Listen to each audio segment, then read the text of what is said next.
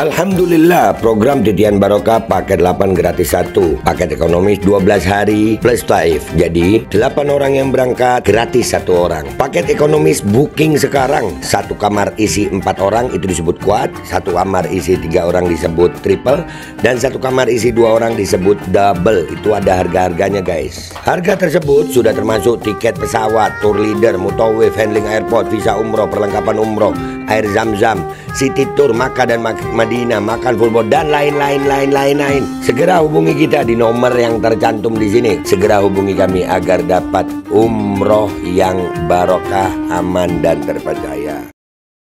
Kulo niki beberapa hari yang lalu, ngapunten Beb, kalau ndak salah itu masih sebelum Ramadan, ono wartawan niku rodok maksa kulo kon komentar masalah Mbak Alawi. Krono jari ini gak ono komentar kulo. Padahal kulo pun sering ngomong kulo niku gak berubah mulai toko awal sampai akhir ya wis ngoten, di majelis manapun, di forum manapun. Tapi nyuwun tegas. Yo kulo asline gak gelem, kan dipaksa-paksa. Tapi ojo dijenengno ini komentari ketua lembaga dakwah PBNU. Iku komentar aku pribadi. Ternyata baru di posting wingi. Di posting wingi pun suwe oleh 2 wulan 3 wulan balik niku. Tapi isinya ya podo mbek kula ceramah teng pundi-pundi kono bedane. Baru diposting wingi. Diposting wingi sakniki koyoke kula mau tas delok teng mriki. Koyoke pun lebih 30.000 sing mutus, sing komentar lebih 1.000. Alhamdulillah sing komentar akeh sing nyaci maki kula ketimbang niku sing muji. Kuwi pun wayahe ngoten. Macam-macam pun sing diarani nek ngene gak pantes dadi ketua LDNU krana mukibin akut deh. Supasane mukibin. Kula niku nek ngaji nang pundi-pundi cuma pesan kula ngoten. Nek kula pun melok ver-veran, lebih baik salah mencintai daripada salah membenci dan menghinakan. Kadang-kadang iki wong golek selamat, lha gak golek selamat golek apa? Mosok golek petaka. Sopo sing katihan? Macam-macam pun. Tibake deretannya mboten namung kula. Yo pantas kalau ketua lembaga ning ngono. Tibake ono sing lebih dicat, wong Miftahul Akhyar gak ono kiai ini pun. Miftahul Akhyar, Yahya Fakhrul Razi, kabeh nang NU padha dadi budai Mbak Alawi. Ngoten ceritanya. Ono video ini saat ini lagi tersebar sudah 30.000 lebih. Barusan saya cek, baru sehari itu diposting. Wah, komentarnya pun luwih 1.000. Ya wes, nek waca pertama kaget. Kulo kok dicaci maki ngono. Ditelok ya kulo. Mantep. Ya akhirnya ben sadar, gak ono kemuliaan sing abadi sebagaimana terus langsung caci maki. Langsung tak delok ono 1.000 niki langsung. Kiai ini jelas mukibin. Gak nyambung dengan pencerahan Kiai Imat.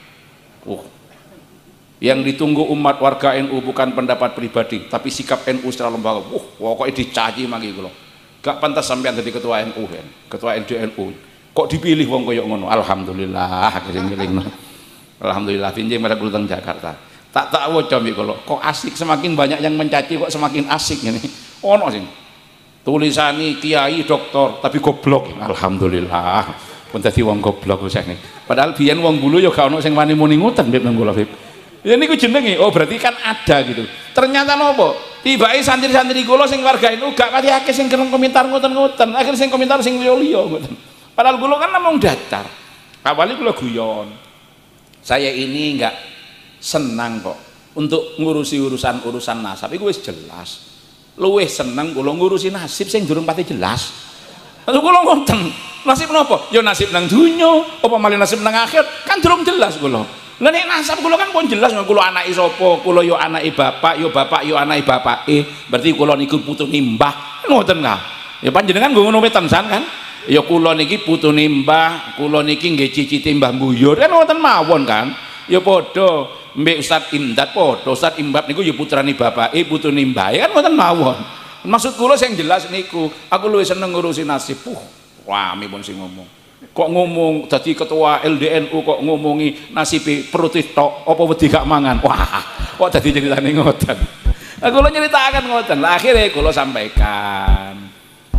Lalu bagaimana? Saya katakan bahwa saya ini tidak anti kajian ilmiah. Saya ini pencinta ilmu. Silahkan kalau orang mau melakukan penelitian. Cuma sapa mawon yang sudah melakukan penelitian jangan kemudian menjustifikasi terhadap orang lain dan mengklaim hasil penelitiannya pasti benar. Iku akhlaknya yang salah. Gak ono penelitian iku sing pasti bener. Wong Imam Syafi'i mawon mari berpendapat itu mengatakan qauli shawabun yahtamilul khata wa qaulu ghairi khata'un yahtamilus shawab. Pikiranku iki bener tapi iso salah. Sing salah iso bener. Lah nek ono wong neliti kemudian Mas Tekno nek hasil penelitian iku kudu bener, nek sing gak bener salah, sing gak ngakui salah, iku malah sing keblinger. Maksudnya kula dari konteks keilmuan silahkan, tapi apapun hasil dari penelitian itu ojo merubah akhlak. Maksudnya kula ojo merubah adab. Lah nopo adab niku? Nopo malih adab kula panjenengan teng tiyang sepah. Adab kula panjenengan teng tiyang soleh. Adab kula panjenengan kepada orang yang berilmu. Adab kula panjenengan kepada nopo sing wonten sanad keguruan saking kita. Ngati-ngati. Apa ahli nih, asli nih, oleh pinter tapi ini adabe keblinger. Lah niku sing kula pesenaken. Urusan niku jangan bersembunyi di padahal gak pati dawa kula ngomongi paling gak sampai 10 menit. Jenenge sing nyaji. Alhamdulillah kula tak delok niku akehan sing nyaji. Alhamdulillah. Ben awak iki belajar malih doktor kiai goblok ya. Alhamdulillah gitu. Ngene niku. Jadi ku krono kula eling, oh ya sadar, ya pancen ya gak ono terus-terusan ngoten, terus-terusan dilem terus-terusan ngoten gitu. Ya krono sing walaupun akhir-akhirnya banyak akhirnya muncul pembela-pembelane akhirnya banyak. Lho mosok ngomong gak nyambung, ya kamu gak duwe ilmu nih ngene-ngene, wah kuatah nih akhirnya. Awake iki muncul juga akhirnya ngoten. Tapi dibaca pertama ngagetno, sing nyaci maki kula. Ya nek gak ngono awak gak dicaci maki wong. Gak dicaci maki wong. Lah saya hanya standar ngoten. Lalu bagaimana kalau saya secara pribadi bagaimanapun saya akan hormat, tapi bukan semata-mata melihat nasabnya. Saya tidak mau peduli nasabnya urusan nyambung atau ora duduk urusan kula. Tapi ini kula kadung cinta tiba-i keleru, gak ono salahe kula. Cuma nek kula kadung ngeno, pas tiba-i bener. Lah ya apa kula? Kan kula isin nang Kanjeng Nabi. Kula isin kula selawat nang Kanjeng Nabi. Napa malih sik sanad guru kula ono. Lho kula niki kan pun kula nyeritakan sering tentang kula niki dibesarno di antaranya oleh Sayyidil Habib Ahmad bin Abdullah bin Shalih bin Muhsin Al-Hamid. Sing nuntun kula nggawa nang pundi-pundi termasuk kula berguru sama Habib Akil misalkan. Lho niku ni urusan guru ya wis kamu hitungane. Nah, kalau ada yang kemudian bertanya, "Loh, bagaimana dengan yang ini si A, si B, si C?" Kula gak usah nyebut pun oknum-oknum ya sing disebut ya pancet. Justru sengkar niki nggih gara-gara niku asale ngoten lho. Ya maksudnya aja digebyar ya. Kalau ada orang yang hanya mengandalkan nasabnya kemudian minta privilege, ya ndak saya berikan. Nggak saya berikan. Tapi kalau di situ didasarkan ilmu, kesolehan, lebih tua dari kula, napa malih kula berguru, lho napa halangane? Lho mendingan kula dicaci wong sak jagat sing penting kula selamat. Selamat sesuai napa? Sesuai keyakinan kula, sesuai napa sing sampun dituturaken guru-guru kula teng kula. Nah perkara wong netizen niku sak juta kemudian nyaci maki kula, alhamdulillah dadi obat teng kula. Jadi obat akhirnya kula contohaken bagaimana pentingnya kebersamaan antara kiai dengan habaib. Tak contoh nang Peloso, nang Lirboyo, nang Sidogiri, nang Sukorjo, nang Ki Asad. Ini ono ngaji, saya ini gini. Pasti ini sing ngaji ono habibi ono kiai ini, ono habibi ono kiai ini, ono habibi ono kiai ini. Niku nyontohaken teng umat. Dan mulai pembiasaan pun. Pembiasaan apa? Yang mulia para habaib dan para kiai. Ojo muni sing mulia para ulama lan para habaib. Nek muni ngoten akhire ana sing salah paham. Padahal ulama niku ono loro, ulama perspektif sosiologis, ulama perspektif normatif Al-Qur'an. Nek sosiologis sing diarepno ulama niku bener. Tapi kalau ulama dalam perspektif normatif ideologis yang disebut Al-Qur'an, itu tidak dibatasi teng niku. Jadi ketika disebut para ulama, para habaib, akhirnya ono sing duwe kesimpulan nek habaib gak iso dadi ulama. Lah niku sing parah. Niku sing kacau. Akhirnya ono sing sik tas mlebu ngaji nemu hadis cek gayae. Ternyata yang ada al ulama warasatul anbiya, bukan al habaibu warasatul anbiya. Niku jenenge wong keblinger, jenenge wong bodoh yang ngoten.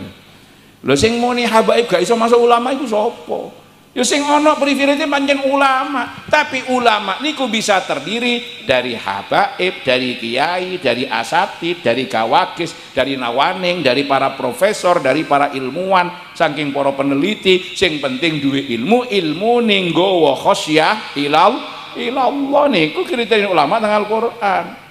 Ilmunya alimun bil ayah al-qauliyah dan alimun bil ayah al-kauniyah, karena kata ulama dalam Al-Qur'an cuma disebutkan 2 kali. Tapi katene ngomong mbek wong koplo ya sapa sing kate nglayani. Lah ngoten niku. Makanya dibiasakan Jadi ini ono wong kemudian geger, oh ini fadilai ulama, gak ono fadilai habaib. Lah sing muni habaib gak iso dadi ulama iku sapa? Oh niku sing gendeng. Lah ngoten-ngoten niku. Jadi pun alhamdulillah setelah diwaca oh iya iki pesan Imam Syafi'i. Gak ono wong dimulyani tok, sing jaji maki ono. Ya sing golek aman ya menang gitu. Padahal kula gak golek aman, ya kula ngomong sesuai prinsip. Tapi kalau saya disuruh berhenti menghormati, ya tidak ada yang bisa menyuruh saya. Saya akan tetap takdim sesuai dengan kapasitas saya, sesuai dengan kemampuan saya. Takdim kepadanya, kepada apanya? Kepada kesepuhannya, kepada keilmuannya, kepada kesolehannya, kepada akhlaknya, kepada wirainya. Itu yang saya takdim. Yang saya takdim. Lah nek kemudian merasa mempunyai nasab sing apik tapi wis gak iso kena diwaca. Kesolehan ya gak pati jelas, wira ini ya gak pati ono, ilmu ini gak pati kena dititene, gak pati kena didadekno guru. Lha napa kula panjenengan sing garai takdim? Ya takdim tetap sebagai manungsa ngoten mawon. Alkodi kembali hadir. Baju koko kesayangan Anda kini sudah tersedia kembali. Untuk pemesanan hubungi nomor di atas. Dengan desain yang semakin modern dan bahan yang semakin nyaman. Alkodi siap menemani ibadah dan aktivitas sehari-hari Anda. Dapatkan koleksi terbaru Alkodi sekarang juga.